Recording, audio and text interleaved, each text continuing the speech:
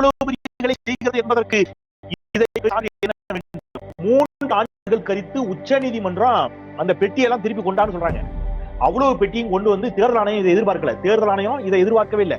3 ஆண்டுகளுக்கு பிறகு உச்ச நீதிமன்றத்தில் நீதிபதிகள் முன்னாடி திருப்பி என்றாங்க. என்னன்னா தேர்தல் முடிவுகளே வேறு விதமாக மாறுகின்றன. இந்தியாவில் 3 ஆண்டுகளுக்கு பிறகு ஹரியானா மாநிலத்தினுடைய தேர்தல் முடிவுகள் அதிர்ச்சி தரும் செய்தி. இது உச்ச நீதிமன்றத்தில் வச்சு எண்ணி இருக்கிறாங்க.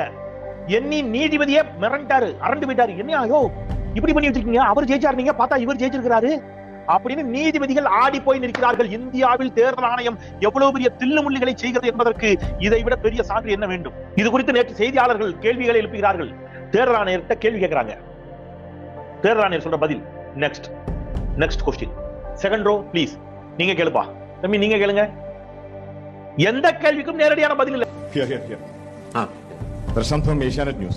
As you know, after Rahul Gandhi's press conference, there are many issues coming up from different states, including states like Kerala. Will you initiate an inquiry into all these allegations which are coming from different states? Next. Sir என்ன sir இது எந்த மீடியாலையும் நாங்க பார்க்கலையே sir. S, மீடியாவில் நீங்கள் இந்த செய்தியை பார்த்திருக்க வாய்ப்பில்லை. இந்த அநியாயத்தை மக்கள் மத்தியில் கொண்டு போய் சேர்க்கணும், சொல்லணும் சொந்தங்களின் நண்பர்கள்.